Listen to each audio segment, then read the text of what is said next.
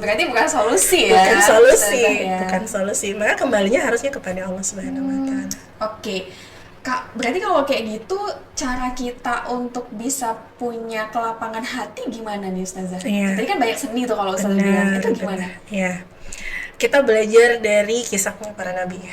Oke. Karena yang harus jadi teladan kita selain ya nabi yang sangat kita cintai ya Nabi Muhammad SAW, selain itu adalah nabi-nabi sebelumnya. Maka mengapa Al-Quran itu sebagian besar berisi kisah? Iya betul. Itu kenapa? Mama saya tahu jawabannya. Ayo. Ya, kan mamanya sering bertanya nih. Sekarang saya bertanya deh, boleh dong sekali-sekali. Kenapa? Apa hikmahnya Allah itu menciptakan Al-Quran yang sebagian besar adalah kisah-kisah? Kisah kehidupan agar kita mencontohnya. Oke, itu jawabannya. Yang lain nggak ada? Hikmah yang lain apa? Itu sih ya, Ya, Ustazah. ya, itu ya benar. Oke, nggak salah sih jawaban itu. Jadi gini, ketika Allah menciptakan Al-Quran dengan berisi sebagian besar adalah kisah-kisah, yang itu Allah gambarkan adalah kisah-kisahnya para nabi, kisah-kisahnya orang saleh-salihin gitu ya. Nah itu menunjukkan bahwasanya Allah itu memahami hambanya, memahami manusia. Manusia ini lebih mudah didekatkan dengan sesuatu yang lebih gampang dia fahami, dan itu lebih mudahnya dengan apa? Kisah. Oke. Lebih dapat. Makanya kenapa setiap kita mengajarkan anak kita sesuatu, biasanya kita menyampaikan dulu, penjelasan dulu. Nah itu lebih mudah dipahami anak. Bahkan kita ngasih contohnya dengan menyebutkan seseorang bisa jadi hingga langsung dia paham. Kalau kita hanya menjabarkan konsep, dia kan bingung, ini konsep ini gitu ya, materi ini nih kaitannya apa gitu dengan kondisi dia gitu kan. Nah itulah Allah tahu apa yang Allah ciptakan.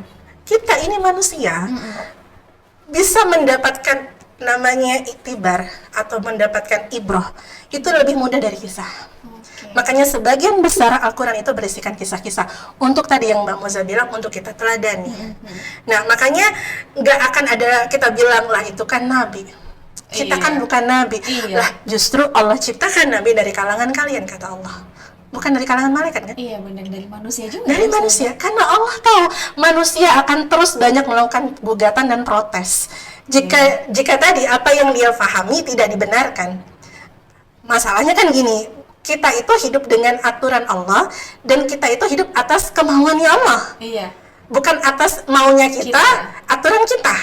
Nah, kalau begitu yang kita pahami konsep yang benar seperti itu, maka ketika Allah memahami manusia ini sukanya yang mudah-mudah saja, sukanya yang enak-enak saja, itu memang tabiat manusia.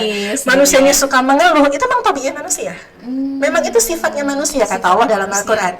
Maka Allah hadirkan para nabi ini dengan segala masalah-masalah mereka. Makanya kalau kita mau lihat masalahnya para nabi itu nggak jauh beda dengan masalahnya kita. Ada nggak nabi diuji dengan kemiskinan? Ada. Nabi Ayub.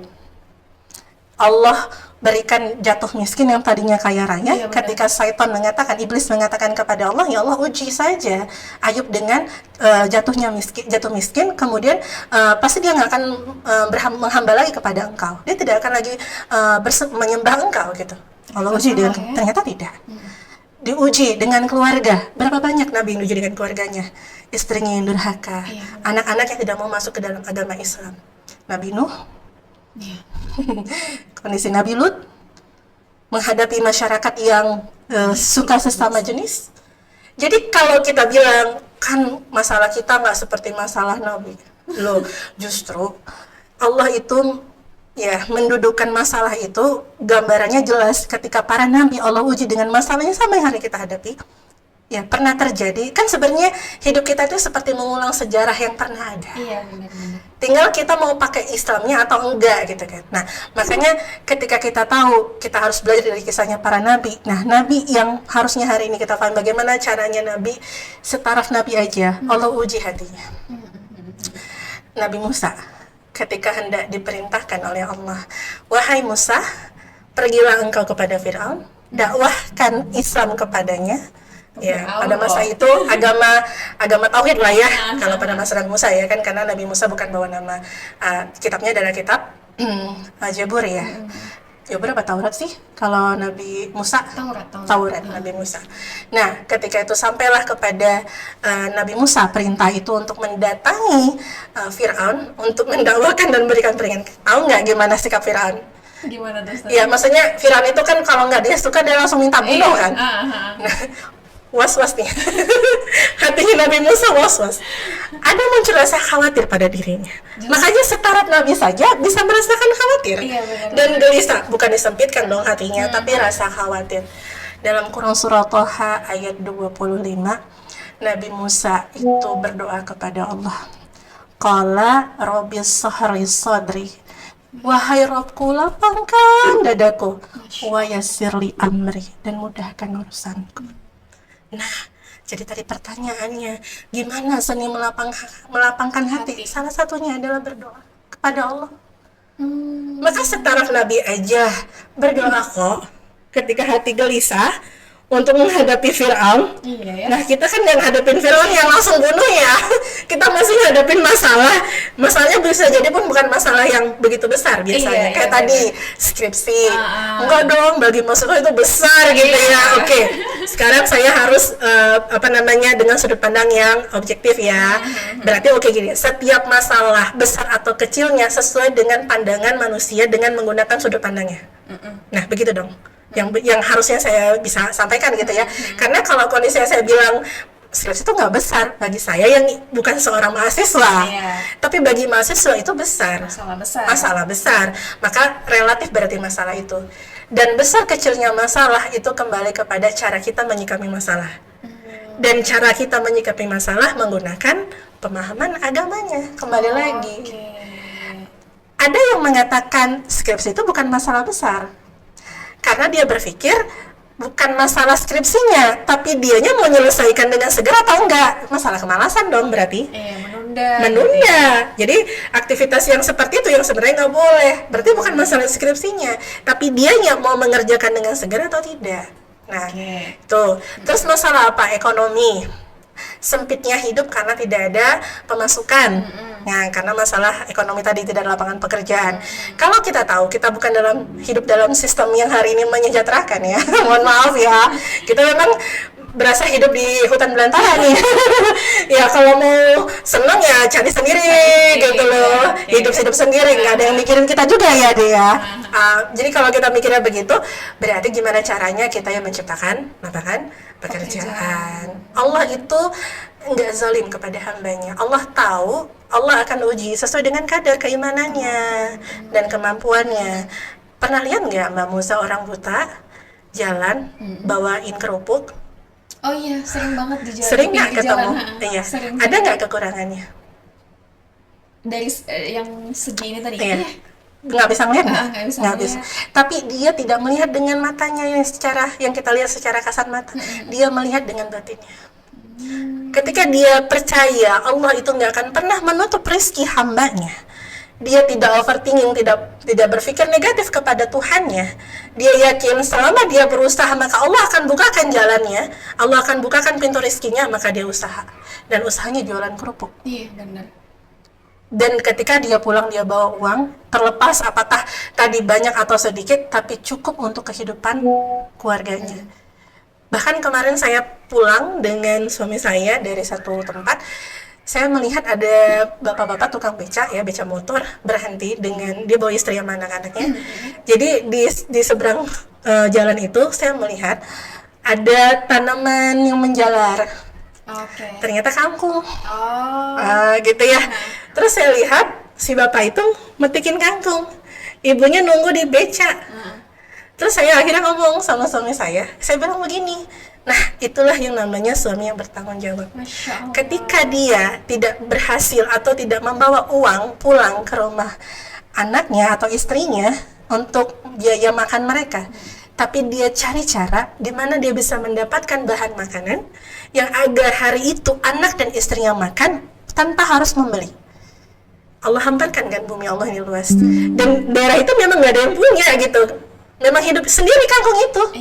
Dan dia ambil, dia petik untuk dia bawa pulang ke anak istrinya untuk makan. Begitu loh kasih sayang Allah kepada kita, nggak akan ada habisnya. Kalau kita paham Kalau tadi. kita paham terhadap aturan agama Allah, kalau kita tahu setiap yang hidup Allah akan penuhi rizkinya. Nah, itu yang pertama tadi, berdoa. Yang kedua, maka teruslah minta kepada Allah pertolongan agar diberikan taufik dan hidayah. Minta petunjuk dari Allah ya dengan doa tadi. Allah mengabarkan dalam Quran surah Al-An'am ayat 125 yang dikatakan Allah, barang siapa yang aku berikan hidayah kepadanya, maka aku akan lapangkan dadanya untuk menerima Islam. Tapi barang siapa yang Allah berikan kesesatan padanya, maka Allah sempitkan hatinya, sempitkan dadanya, dan dia akan merasa sesak seakan-akan dia mendaki langit. Oh, Mendaki gunung capek nggak? capek lah. Ini Allah mengibaratkan seperti seakan-akan dia sesak seperti Mendaki mendaki langit.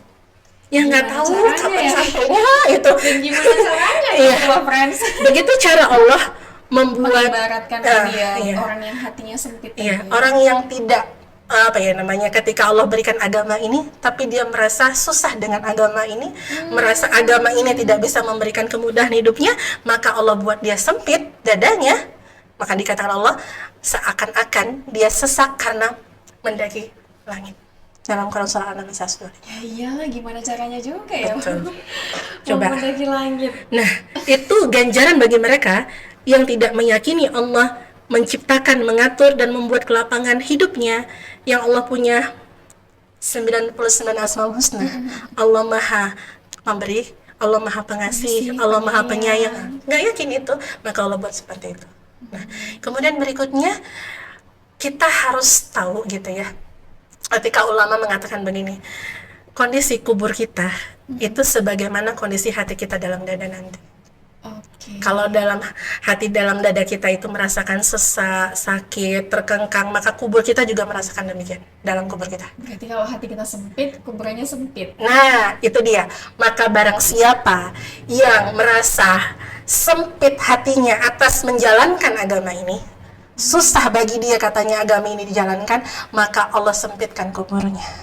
Tapi sebaliknya, barang siapa yang ketika Allah berikan agama ini, ketika dia merasa lapang menjalankan agama ini, tanpa merasa susah sedikit pun, dan dia katakan, ya Allah, sungguh aturanmu adalah yang terbaik untuk hidupku, dan aku ridho terhadap aturanmu, maka dalam kuburnya Allah lapangkan. Berarti nggak cuman orang pelit aja kuburannya sempit ya, Ustaz?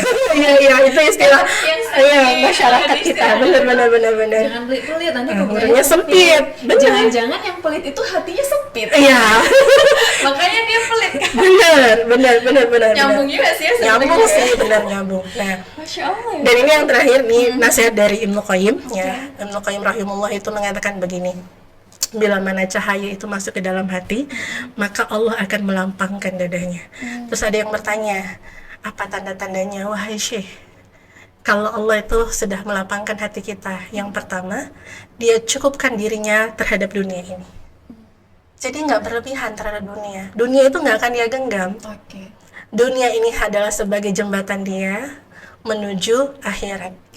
Tempat dia menanam kebaikan, dan dia akan tuai di akhirat. Maka dia paham dunia ini hanya tipuan. Dia nggak sibuk ngurusin dunia, dan hatinya nggak penuh dengan dunia. Pikirannya nggak sibuk dengan dunia. Bangun tidur gini, apalagi yang harus kita usahakan benar. untuk menghasilkan cuan. Iya, Nggak begitu. benar. Itu cara berpikir orang yang punya Rosmali ya, di kepalanya dia uang itu orang kapitalisme sekarang gitu ya, begitu ya, orang kapitalis. Nah, yang kedua, dia akan condong kepada akhirat.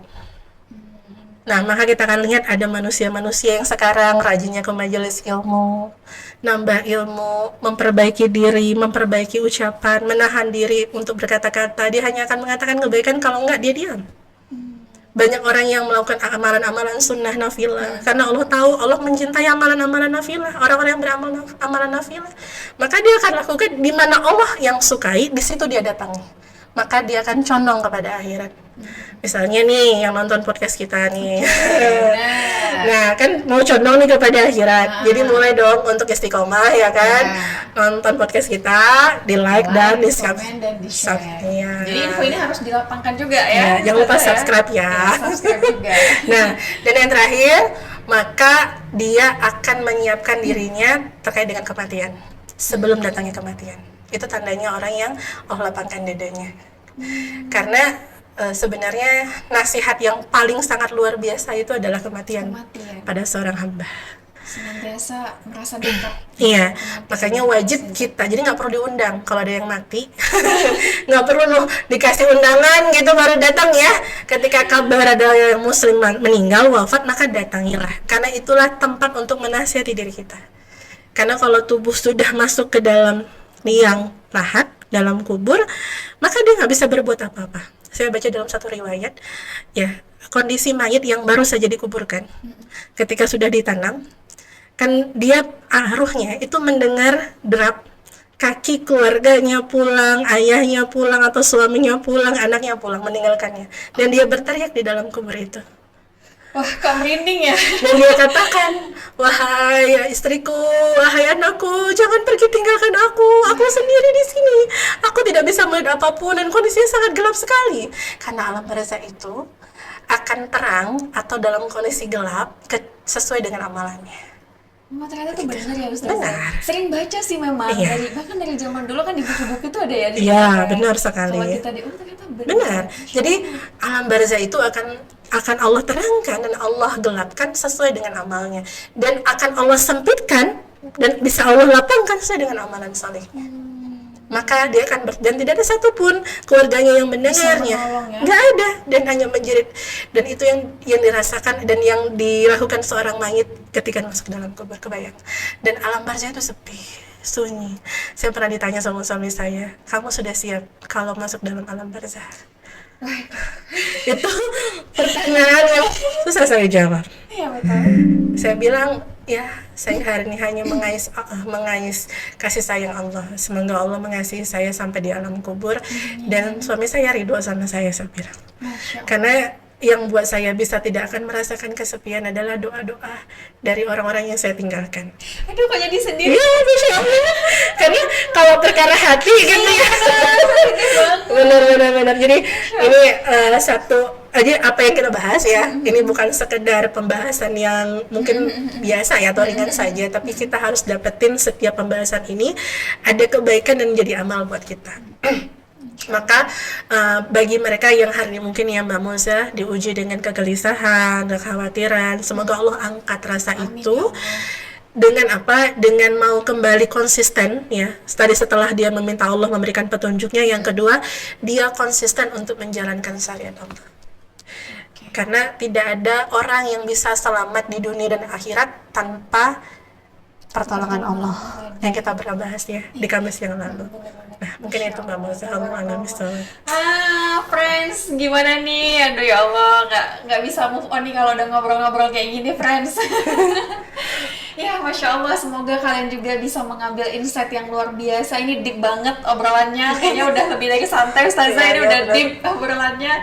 Karena memang masalah hati itu luar biasa ya Ustazah ya. Banyak banget kalau kita membahas tentang hati ini, mungkin satu kali obrolan ini kayaknya nggak cukup deh Ustazah. Iya benar ya. Kayaknya harus nambah deh. Oke deh, kita lanjut deh. Nanti di Kamis depan insya Allah.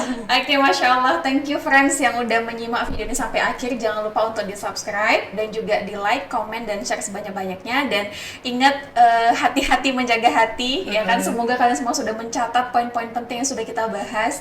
Terima kasih banyak juga Ustazah. Masya Allah, sangat menenangkan. Semoga friends juga ikut tertenangkan ya hatinya setelah mendengar podcast ini, dan kita sama-sama istiqomah untuk memahami agama kita.